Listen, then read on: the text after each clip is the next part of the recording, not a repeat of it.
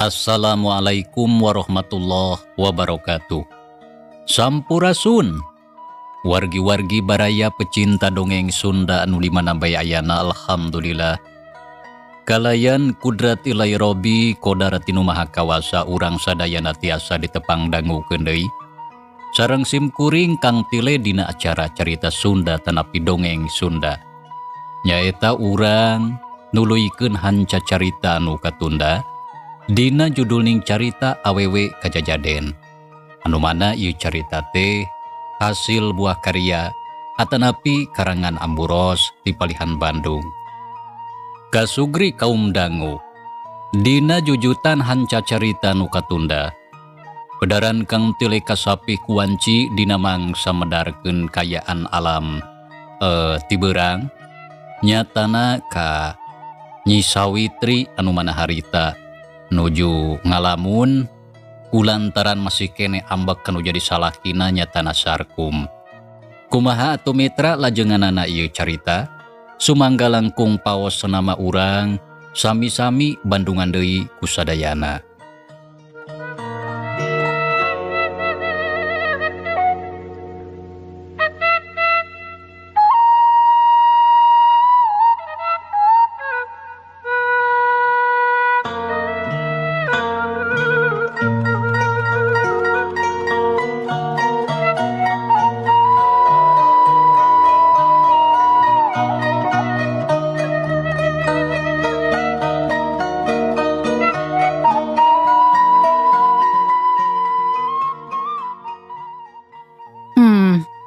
Keun sia ku aing moal waka diwaro Kang Sarkum teh.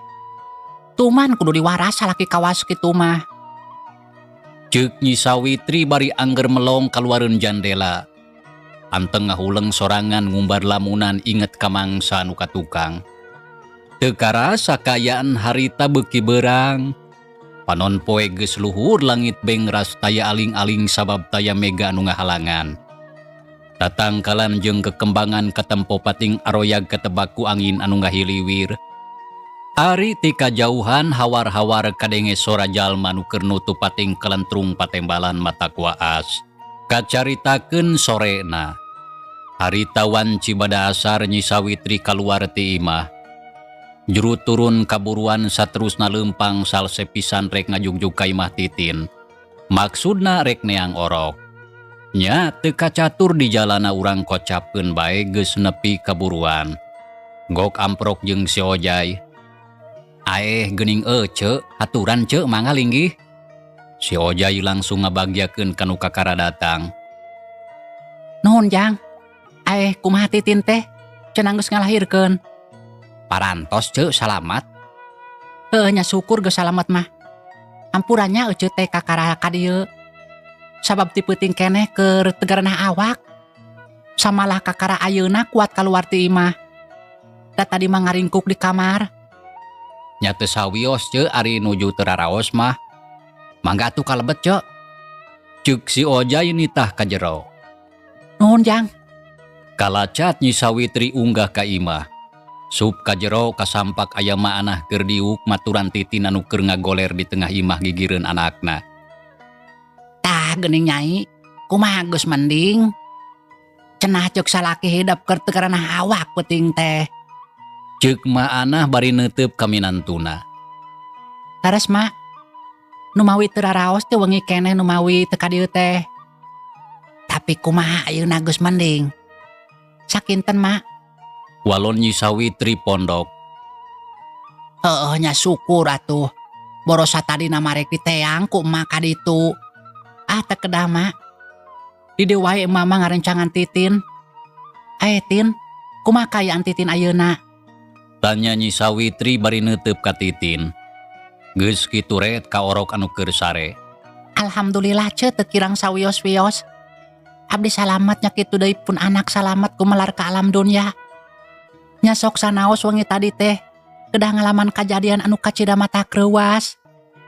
Syukur atuh ece milu bunga. Tapi aya kajadian naon peuting teh? Han hari ece teu acan ngadangu wartosna. Tanya Titin bari neuteup sedengkeun hatena ngarasa heran lamun Nyi Sawitri acan ngadenge kana bejana. Lantaran anu sejen mah hampir sakumna urang lembur geus apal kabeh ngeunaan anakna anu dipaling ku siluman. Nah aya naon Tin? Terus terang ngecemada acan ngadenge bejana. Apan keur teu keurna awak. Jadi kakara ayeuna kuat kaluar ti imah. Anu matak teu apal kana naon. Nah ari Kang Sarkum teu nyarioskeun kitu ce. Anu matak henteu. Kang Sarkum ngan ukur ngabejaan. Lamun Titin geus ngalahirkeun orokna lalaki. Sarta euceu dititaneang ka dieu. Oh kitu. Nya kitu. Tapi nah aya kajadian naon peuting teh? Cing pok caritakeun. Lumawi ce wengi teh aya kajadian anu matak reuwas. Sabada pun bojo ngalahirkeun teh. Pami anu salengkapna mah kieu eta teh geura. Barabat si Ojai nyaritakeun kajadian peuting tadi. Sakabehna didadarkeun di tete ke wanu kaliwat. Di Bandungan kumaana Titin jeung Nyi Sawitri anu katara paromana bangun kaget. Sok padahal ngan saukur pura-pura. Baru kitunya kajadian tadi peuting teh. Laras kitu ce. Nyarupina lamun kurang-kurangna milik mah pun anak teh geus pasti cilaka jadi mangsa eta siluman. Tapi alhamdulillah ku kersana pangeran, budak salamet lantaran aya jalma nu haat nulungan. Nya syukur atuh. Tapi saha jalma nu geus nulunganna Jang Ojai? Apan Jang Panji putra kawalon ece. Yang Panji. Ceuk Nyi Sawitri ngajenghok. Sarta teu nyangka jalma nu geus ngagagalkeun kana pagawean teh taya lian ti Jang Panji anak terena. Laras Jang Panji. Nah hari salakinya itu nyaritakeun lamun Jang Panji geus balik di pasantren. Geuning meuni siga anu kaget. Nu mawi teu acan mak. Margi abdi teh nuju teu akur sareng anjeunna. Ku tanti kamari teh can akur deui. Nyai nah aya pasoalan naon jeung salaki hidup teh atuh. Lamun aya pasoalan hadena badamikeun ku cara anu hade ulah riributan cara kamari. Heudah geus biasa atuh dina rumah tangga mah. Sok aya wae pake trokna tara salamana hade. Nya kulantaran kitu salah saurang kudu ngelehan. Ulah sok sarwana. Sing inget teu hade kasebutna lamun hirup bareng saimah. Tapi silih baeudan. Sagancangna naon anu jadi pasoalan kudu buru-buru direngsekeun. Ceuk maanah nyaritana Daria. Mere papatah kanu jadi minantuna. Mangga mak. Aeh Tin. Geuning orok teh meuni kasep. Saha ngaranna? Tanya Nyi Sawitri bari neuteup ka orok anu keur ngagebra sare. Nu mawi teu acan dipasihaname ceuk. Teu acan kabujeng. Sok atuh gerang ngaranan. Heug anu alus. Nya ceuk tapi keun engke urang emut heula. Heueuh Nyai, anak urang teh geura bere ngaran. Nya sok atuh ku Kang Ojai bapana. Jawab Titin ngareret ka salakina. Nya ke heula nya.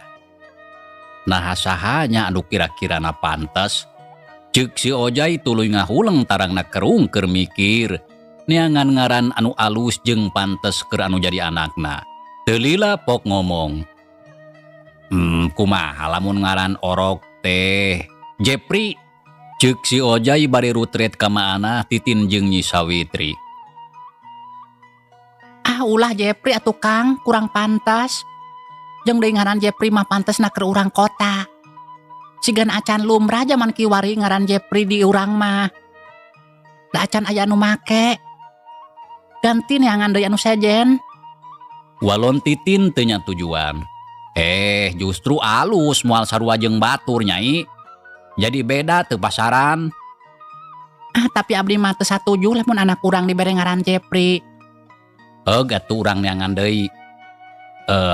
Lamun Jepri kurang pantes. Kumaha lamun David? Sigana mah leuwih alus eta ngaran teh. Kang mamake jeung los-los kana David. Beut kawas ngaran urang luar negeri wae. Anu bener atuh Kang mere ngaran budak teh. Nah ari ngaran David kurang pantes gitu. Benar Jang, kurang pantes ngaran David mah. Engke besi dipoyokan ku batur. Ari ngaran David, ari dahar jeung si Rining. Ih, ari emak pogo alus ngaran David mah. Nya, eta oge alus tapi teu payus keur urang mah. Jeung mere ngaran keur anak teh kudu anu surup kana rupa jeung kaayaan. Jadi alus teuing ulah, goreng oge ulah. Tapi kudu anu merenah, tak kitu. Kumaha lamun babas? Tak engke lamun boga adi awewe ngaranna Kokom. Jadi baskom. Ari Ujang sok mana karep ari taun teh. Ceuk ma'anah bari neuteup ka minantuna. Tapi ngaranna naon anu merenah atuh mak? Ujang. Kumaha lamun ngaran anak hidup teh urang ngaranan Iman. Iman? Nya Iman ngaran budak teh. Kakara merenah cek mak mah. Tah lares mak. Abdi satuju tos bae orok teh jenenganana Iman. Numbutkeun abdi mah eta nami teh sae rupina payus kanggo pun anak. Ceuk titinnya tujuan paromana marah mai bangun bunga. Nya syukur nyai ari satuju mah. Tapi kumari Ujang satuju atawa henteu. Satuju mak. Nyatos baelah. Ngaran orok teh Iman. Jadi lamun ngageruan teh Jang Iman. Jang Iman. Nyalah payus geunaheun. Nya sajabat kitu apan ari hartina Iman teh percaya nya mak. Nya artina Iman teh percaya. Contona percaya kana kakawasaan Allah anu nyiptakeun bumi jeung langit katutusina. Saterusna percaya lamun Allah teh anu maha tunggal, anu maha gagah sarta anu wajib disembah ku urang salaku umat Islam. Taku sabab kitu lamun sararea satuju mah geus ngaran budak teh Iman. Tapi omat Ujang jeung Nyai salaku indung jeung bapana kudu bisa ngadidik eta budak sahade-hadena. Sangkan jadi budak anu takwa, soleh, jujur, taat kana papatah kolot sarta mawa kahadean keur di dunia jeung di akhirat. Ceuk ma'anah dari pisan mere papatah ka anak jeung minantuna. Titin jeung si Ojai ungut-ungutan. Sedengkeun Nyi Sawitri ukur ngabandungan. Amin. Tah laras kitu mak. Mugi bae pun anak teh Jang Iman sing jadi budak anu takwa ka Allah. Soleh, jujur, sakumaha harepan abdi kitu deui pun bojo salaku indung bapana. Amin. Ceuk titin red ka orok paromana marah mai bunga anu taya hinggana. Satuluyna prung opatan ngarobrol ngaler ngidul. Samalah nyambung deui nyaritakeun kajadian anu tadi peuting. Sedengkeun Nyi Sawitri dina sajroning keur ngobrol teh hate mah ngarasahan deul anu lain di kieuna. Lantaran teu hasil nyerot getih orok, sakali-kali panona katingali ret deui ka orok anu keur sare. Ti korona lok-lokan. Nya lamun kongang mageus hayang gerwek bae nyok cerok mun-munan anu hipuk keneh. Sareta hayang tuluy nyerot getihna nepi ka saat. Ngan untungna Nyi Sawitri masih kene kuat nahan kana kahayangna. Lantaran sadar lamun dirina lalaora, teu mustahil baris cilaka ku pamolahna. Saenggeusna aya kana sawatara waktu ngobrol Nyi Sawitri amitan ka sararea rek mulang ka imahna. Alesana lantaran bisi sarkum salakina kaburu datang sarta di imah eueuh sasaha. Nya atuh terus kumaanah diidinan. Jerut Nyi Sawitri turun kaburuan leumpang nasal sepisan. Teu lila antarana gok kapalebah pengkolan. Kawas geus kitu kuduna mitra. Gok Pa Amprok jeung Nyi Sarah anu rek ngajugjug ka imah Titin. Maksudna tayalian rek neang orok. Nya keur sajongjongan dua urang awewe teh silih pelong silih teuteup. Nitenan kana tangtungan masing-masing. Nya lamun ku syariat mah Nyi Sawitri jauh leuwih geulis jeung leuwih ngora tibatan Nyi Sarah anu katingali geus umuran. Nyi Sawitri kaget kitu deui Nyi Sarah sarua kagetna. Lantaran teu nyangka bakal Pa Amprok di dinya. Tapi teu lila pok Nyi Sawitri miheulaan ngomong. Rek ka mana? Tanya Nyi Sawitri bari neuteub seukeut ka Nyi Sarah. Rek ka imah Titin. Jawab Nyi Sarah sanajan kaget teu buru ngawalon. Aya keperluan naon? Nah, make kudu tatanya.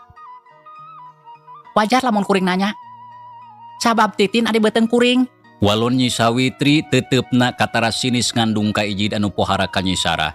Nya wajar kuring oge datang ka imahna. Lantaran samemeh Titin jadi adi anjeun, manehna leuwih ti heula geus jadi adi kuring. Jawab Nyi Sarah tandes.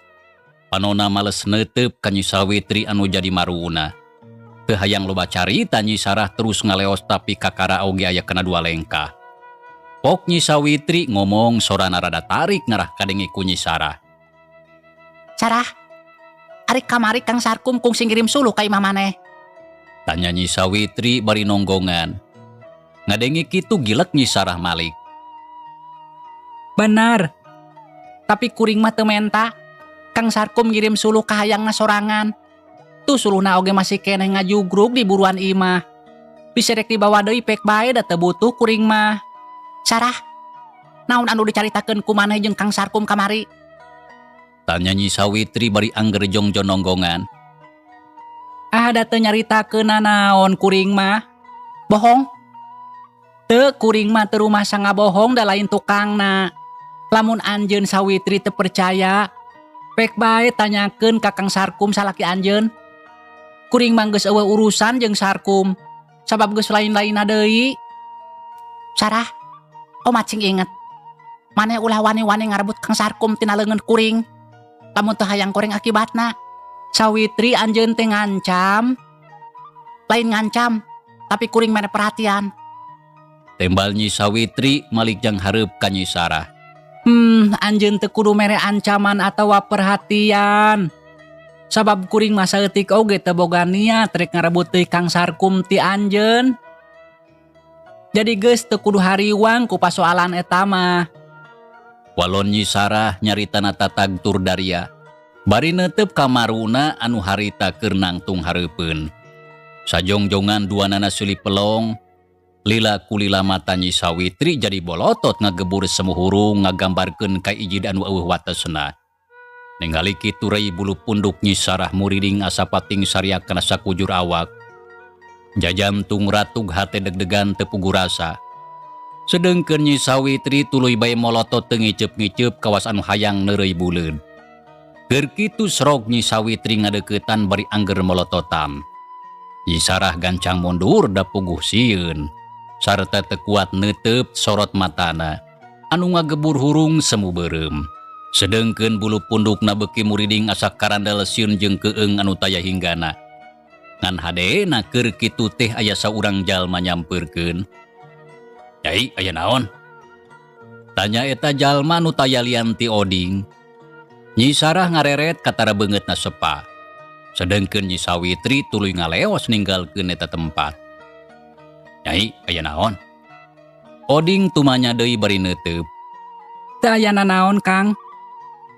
Tapi cikene ku akang katingali ngobrol jeung Nyi Sawitri. Nah, ngobrol naon Nyai teh?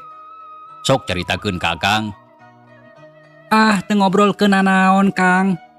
Biasa we kitu nanya hungkul. Tapi naha Nyai meuni pias atuh. Lamun teu ngobrolkeun nanaon mah. Angke bae Kang ku abdi dicaritakeun. Walon Nyi Sarah teu hayang loba ngomong kanulian. Nya teu nanaon atuh ari kitu mah. Ari ayeuna Nyai rek ka mana atuh? Satadina mah abdi teh rek niang orok Titin.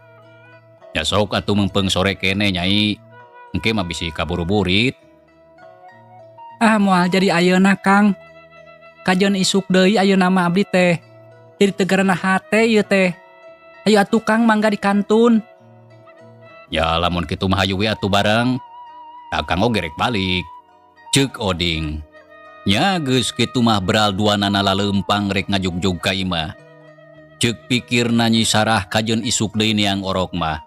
Lantaran ku harita ti sabada amprok jeung Nyi Sawitri sarta ngadenge kana caritaan anu ngandung ancaman. Dumadakan hatena jadi pating sareblak teu puguh rasa. Teu kacatur di jalana mitra. Harita Nyi Sarah geus anjog sarta dijajabkeun ku Oding nepi ka buruan. Sanggeus kitu teu lila oding ngaleos rek balik ka imahna. Lantaran kayaan harita geus maju ka burit. Sora tongeret kadengereang bisarada patembalan. Ditema ku sora manuk anu ricit tinadahan pating araclog jeung baturna. Sup Nyi Sarah ka jero imah. Gok amprok jeung ambu uneh indungna anu keur diuk bari ngadahar sepancau. Tah geuning hidap geus balik tapi naha teu lila neang orok teh Nyai. Tanya ambu uneh bari neuteup ka anakna. Nu mawi teu janten ambu. Nah kunaon teu jadi. Ambu uneh tumanya deui bangun panasaran. Tos burit enjing deui we ngarasal se di dituna. Walon Nyi Sarah teu ngabejakeun anu sabenerna. Heueuh nya kajeun atuh ari kitu mah. Kumaha hidap we eta mah.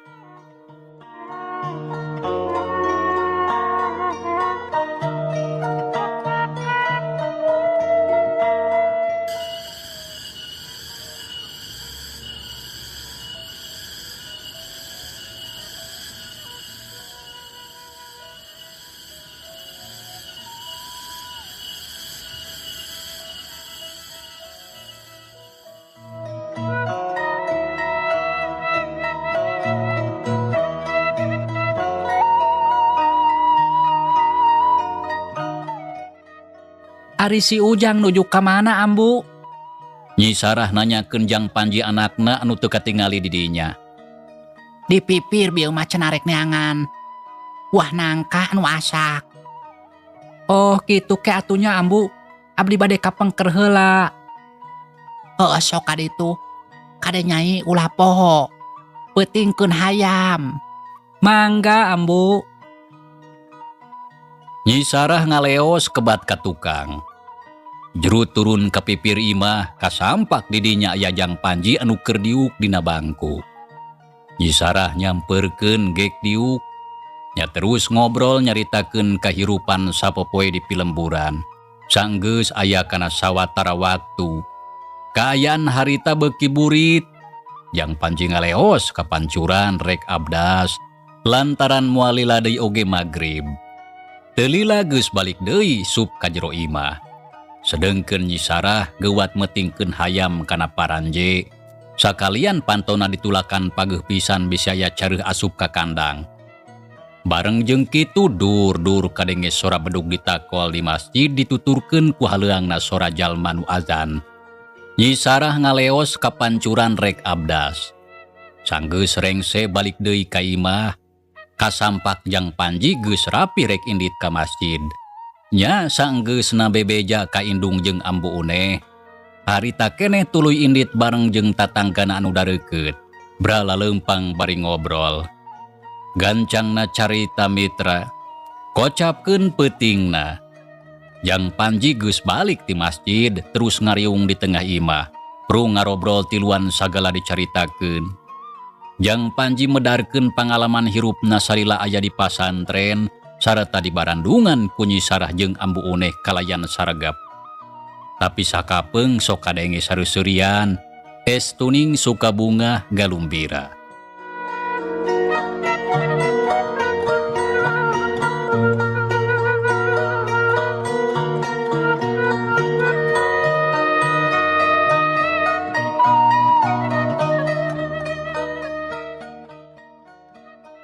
Mitra kaum dangu cag urang tunda heula kayaan di imahna Nyi Sarah.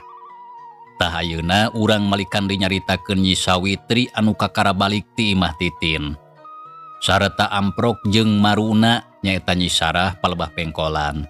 Nyi Sawitri harita ngagidig leumpang rek mulang ka imahna bari jeung mawa hate anu pinuh ku amarah. Da puguh ijid ka Nyi Sarah. Tekung silila geus anjog. Kalacat unggah kana teras, gek diuk dina kursi bari setengah ngabebeutkeun maneh. Nya keur sajongjongan tuluy ngahuleng weh panon melong kaburuan ningali hayam bikang anu katempo keur kokore. Bari ngasuh anakna anu laleutik keneh. Bareng jeung kitu gerung kadenge sora mobil asup ka pakarangan.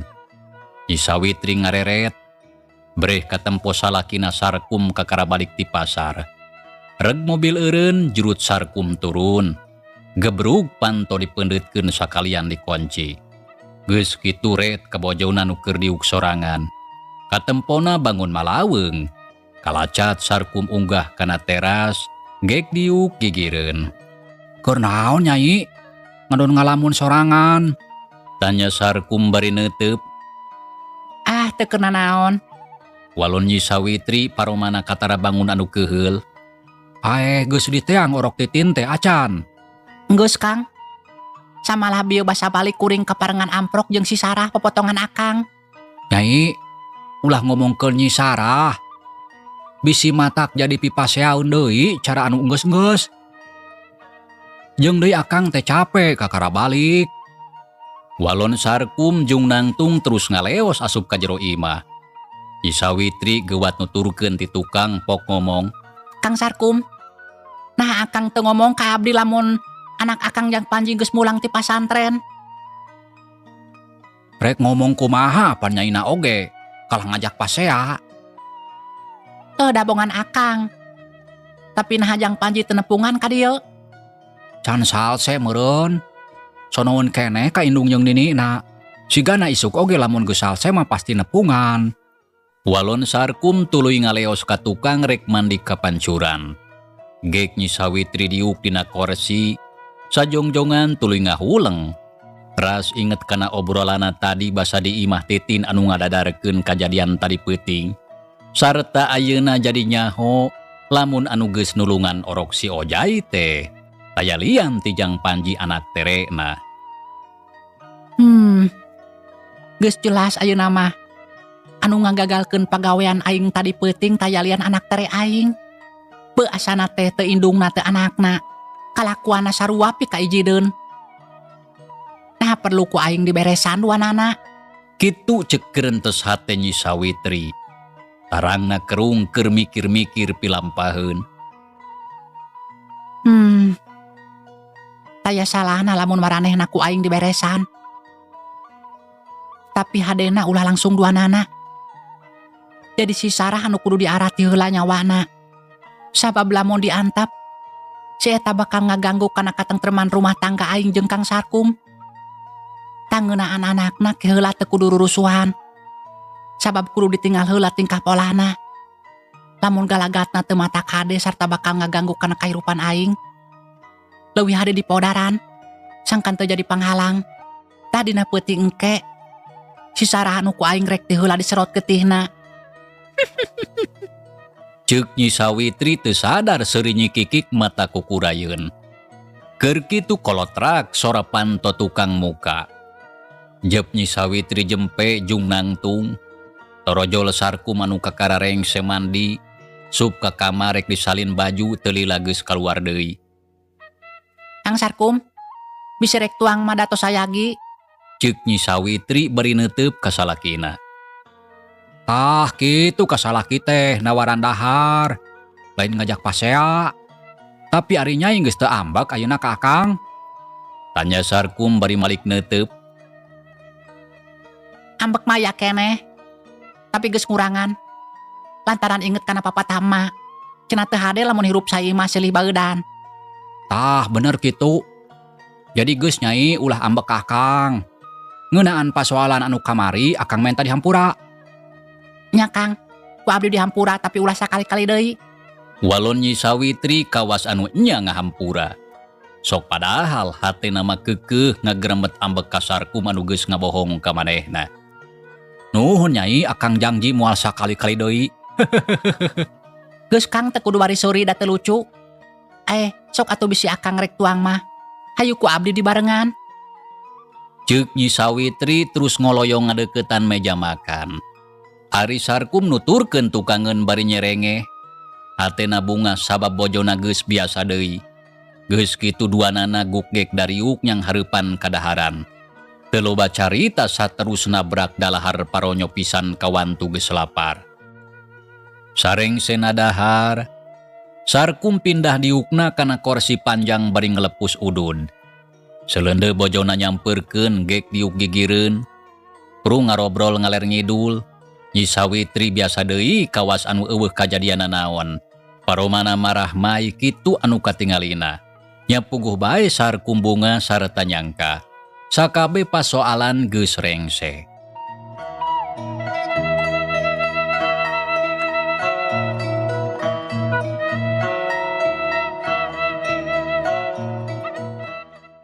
Nyai, ayeuna akang rek ka imah si Ojay heula nya sakedeung.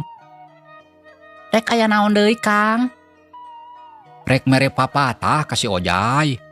Sangkan dina peuting ieu kudu ati-ati jeung waspada. Sabab akang hariwang bisi siluman anu peuting tadi datang deui sarta ngadodoho ka orok.